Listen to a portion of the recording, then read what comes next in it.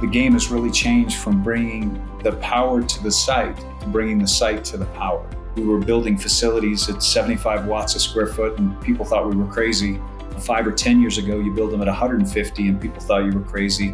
Now it's north of 300 and we're starting to talk about it in terms of KW per rack. 3 to 5 KW per rack not too long ago was the norm. We're now hearing with AI and others, things north of 30 KW per rack. So it really changes the game, first of all, on what you're building, but also how much power you need and the density that you're building to, which really is all about power when you think about data center space and what we're building today.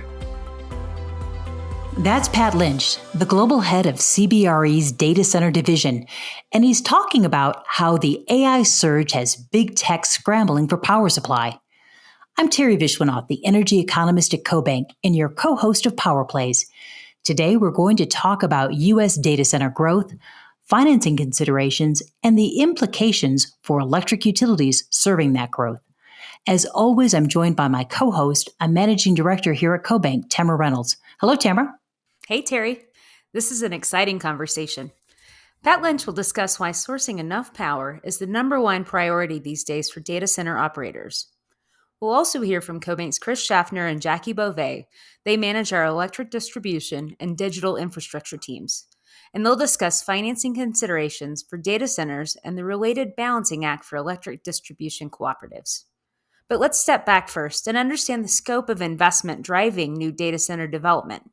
Jackie Bove will share her perspective and explain CoBank's role in financing the nation's new facilities.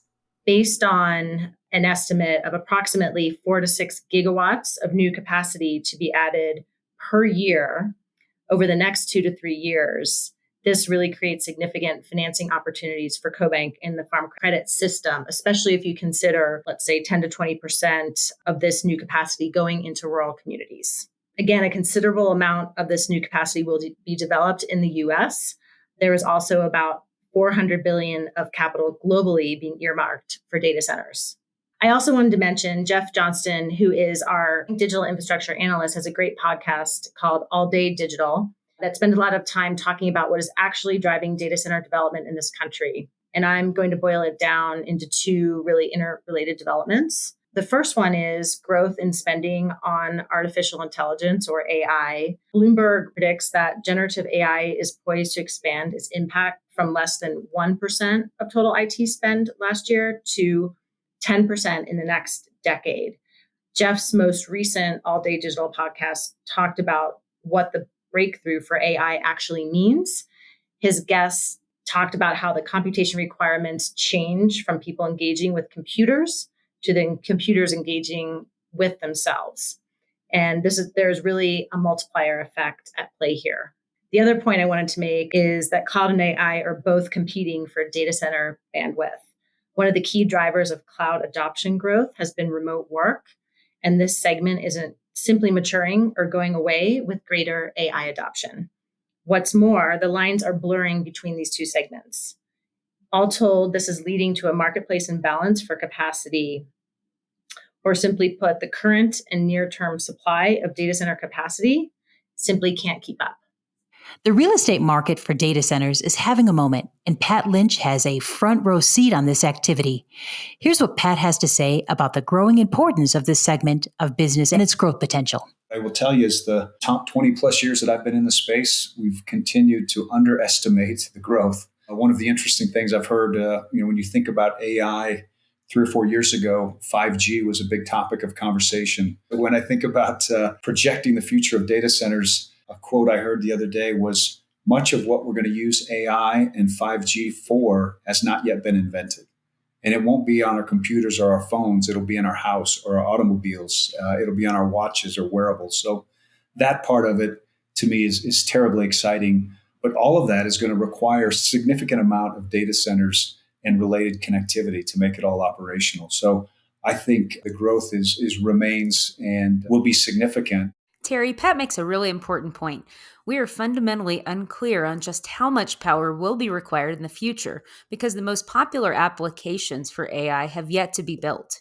Let's be clear, the most popular generative AI model, OpenAI's ChatGPT, was just released in November of 2022, so it's in its infancy. But we do know that AI models are typically much more energy intensive than the data retrieval, streaming, and communications applications that drove data center growth over the past 2 decades. And that's right.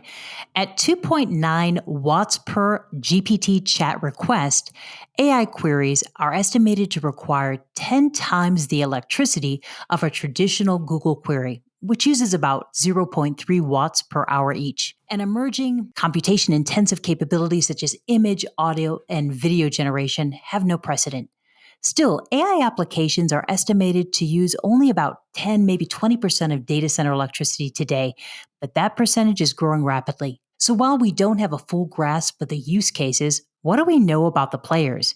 Here's Pat again. So I think there's a couple of big buckets. In some cases, you think about the hyperscale end user, big cloud providers, more recently, the emerging large AI companies that are buying these facilities and and occupying them themselves. CBRE works with a lot of them on site selection. We will sometimes operate those facilities and do project management for them as well. So the end user based would be one bucket, Terry, to think about. And then the other big bucket would be the developer, operator, investor. So when you think about publicly traded companies like an Equinix or Digital Realty Trust, or some of the private equity companies, Vantage, Align Data Centers, Prime Data Centers, they're all large players in the space. And they're also out acquiring some of these sites, building at scale, and then looking for tenants, single tenants, sometimes multi-tenant. These are multi-billion-dollar projects when they're completed. We do have an emerging group. When I started with CB 13 years ago, our client list was predominantly banks and insurance companies and healthcare. And they're still critically important clients to us, but most of them have moved away from the build, own, and operate to a co-location. I'm going to be a tenant in multiple sites. I think about my company, CBRE, Fortune 120, 120,000 people spread around the globe. I'll use on any day 10 to 15 different cloud applications. And I work a third from home, a third on the road, and a third in the office. And I need to access all of those systems wherever I'm at. I think oftentimes we take that for granted, but it really requires a diverse global infrastructure for companies like CB and others. That's the importance of these sites and why you see large cloud companies, large tech companies, and then also the large investor operators as a predominant developer of these sites. While the U.S. growth estimates are significant, it's even more striking to consider the geographic concentration of the industry and the local challenges this presents for distribution systems. According to a recent report from EPRI analyzing power consumption trends from data centers, 15 states currently account for 80% of the national data center load. In Virginia alone, data centers consume about a quarter of that state's electricity. Will the concentration remain static in the future, or are we going to see greater geographic dispersion? Here's what Pat had to say.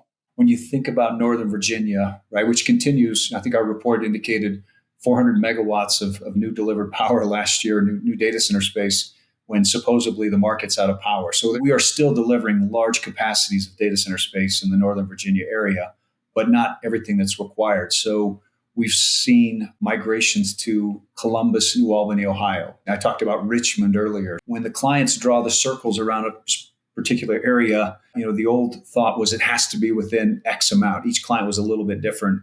But out of necessity, and I'm sure a lot of ingenuity, those circles are getting broader and broader. We think Atlanta broadly has expanded significantly and is picking up some of the demand from Northern Virginia, Richmond, Columbus, Ohio. And if we jump to the other coast, you think about Silicon Valley, which we're hearing for some of our clients that have an immediate need for power, that it could be 10 years out before they get the power they need. So you've got to go elsewhere. And elsewhere on the West Coast recently has included places like Reno, Nevada, Portland, or Hillsboro, Oregon. I think the geographic dynamics have shifted somewhat out of necessity, but also technology is allowing us to diversify and broaden those circles.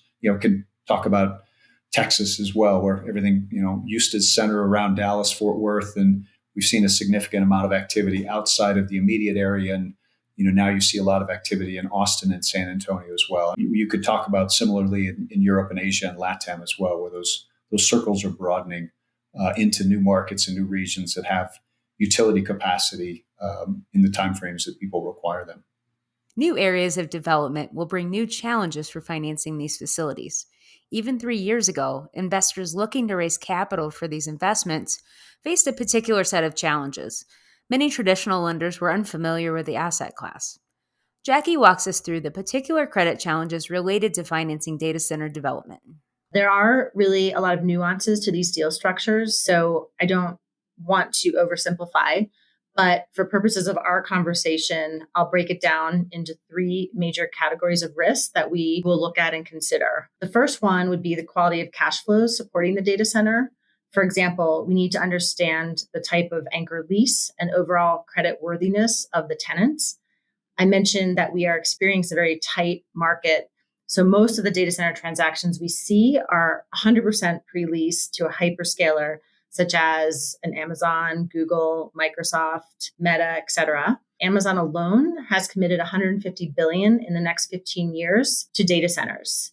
And this spending spree is a show of force as the company looks to maintain its grip on the cloud services market, where it really holds twice the share of the number two player, which is Microsoft. The next main category that we will generally focus on is the procurement of power. We've been financing this sector for quite some time, and we see that these data center projects are really only getting bigger and bigger.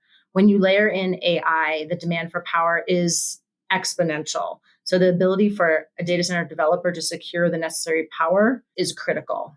Lastly, we consider what the tail risks for the project will look like. And the tail risk is what is the period of time remaining really to fully repay the loan after the lease is terminated. And if the full amount of the loan can be repaid through free cash flow within the initial lease period, then the tail risk is considered low. If that's not the case, then we have to consider what the marketplace might look like at the end of the lease.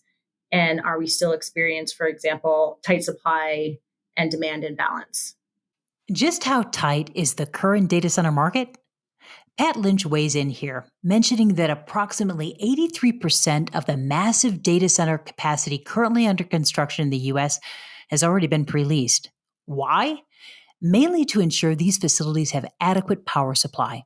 But just how much electricity do data centers need? EPRI estimates that data centers currently use about 4% of total U.S. electricity, with that number rising to 9% by the end of this decade. In just 4 years, from 2017 to 2021, electricity used by the biggest players in the space, Meta, Amazon, Microsoft, and Google, more than doubled. And the largest hyperscale data centers can use as much energy as 80,000 U.S. households. From a power supply perspective, can't we just build our way out of this problem? Here's what CoBank's Chris Shaffner had to say.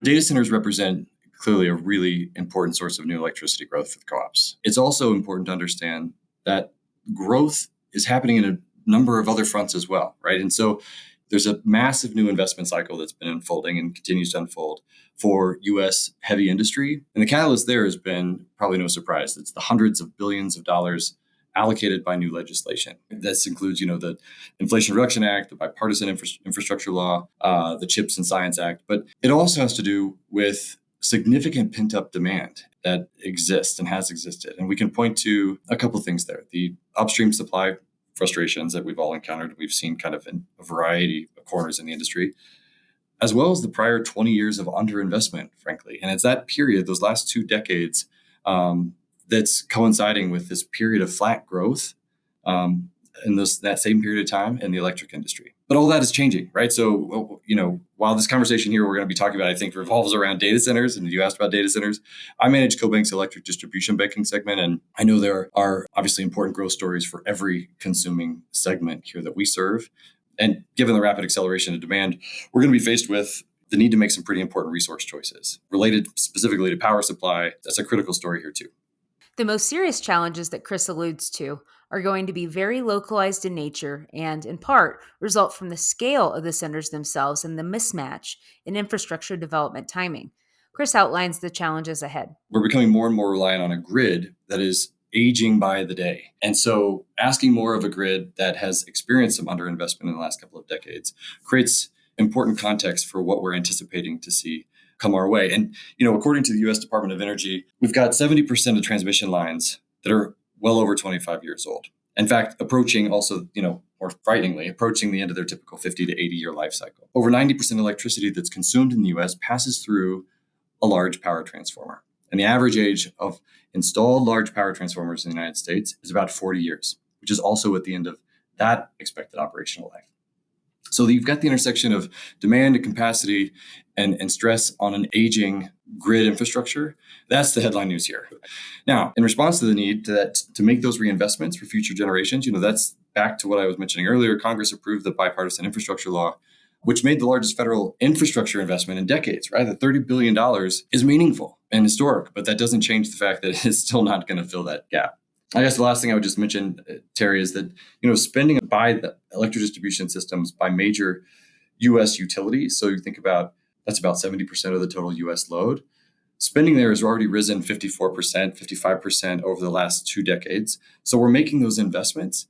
And in all three of the major components, right? I would also say that of the electric grid, the generation, the transmission, and the distribution all have critical investment gaps. And I think, you look at that $30 billion investment we've gotten from the federal government, conservative view of that is that they're still only covering about 10% of the total bill. So we've still got to figure out where the rest of that investment is going to come from, and how much of that can be carried by consumers. So it's clear as a country that we need to reinvest in our infrastructure. And the numbers tell us that utility spending on technologies to help tackle the challenge of more complex grids has been soaring.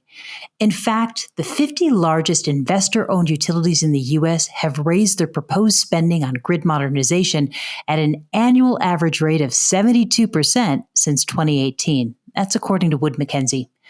But we know that consumers will ultimately pay that bill. The question is which consumers, and how do we ensure that these future payments are fair and equitable?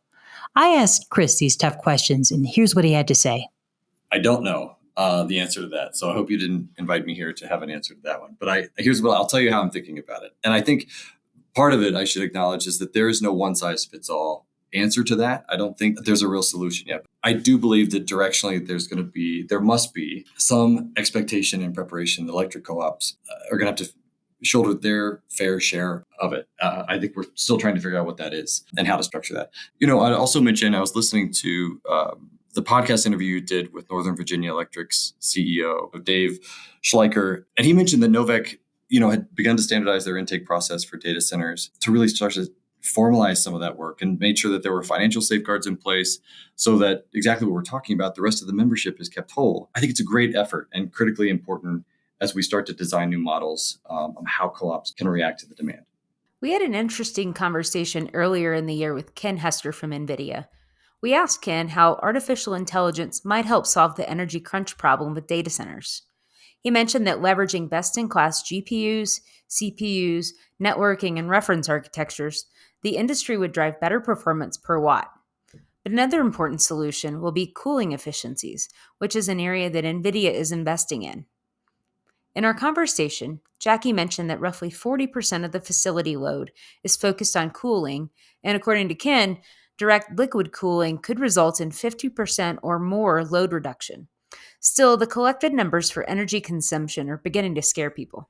I came across an article in a semiconductor engineering magazine that suggested machine learning is on track to consume all the energy currently supplied in the world, a path that is costly, inefficient, and unsustainable.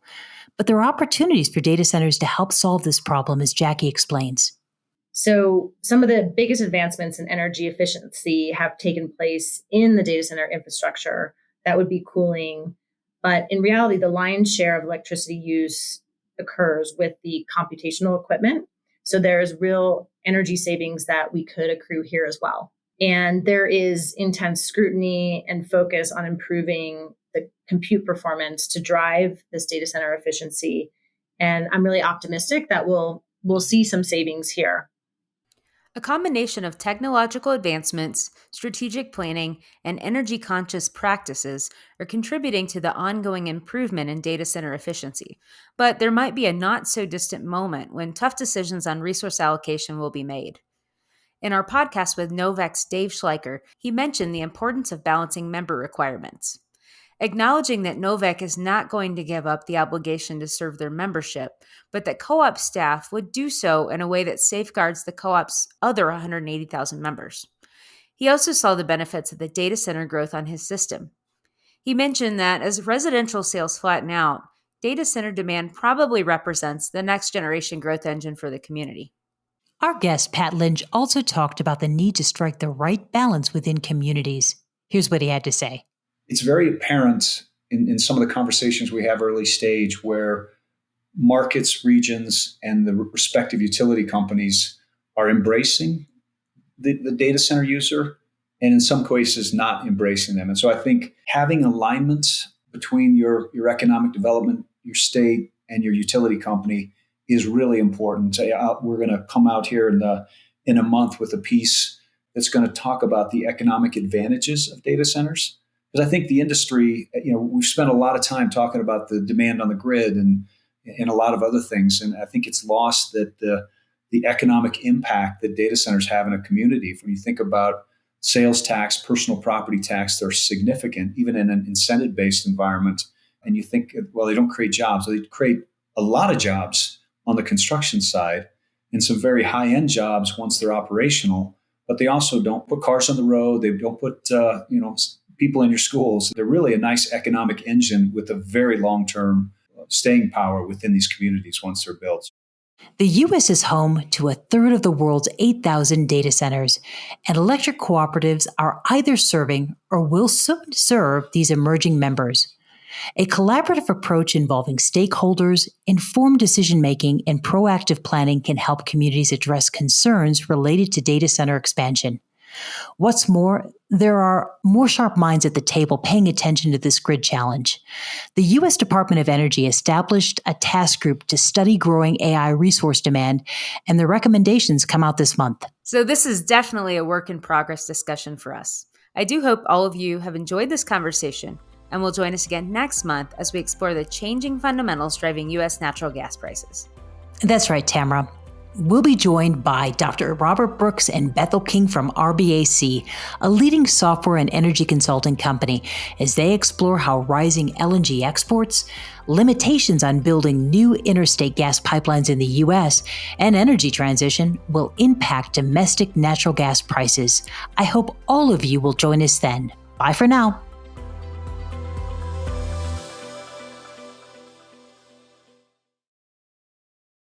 CoBank's Power Plays podcast is intended for informational purposes only, and the information should not be used without CoBank's express written permission. The information provided in the podcast is not intended to be investment, tax, or legal advice and should not be relied upon by listeners for such purposes. The information contained has been compiled from what CoBank regards as reliable resources.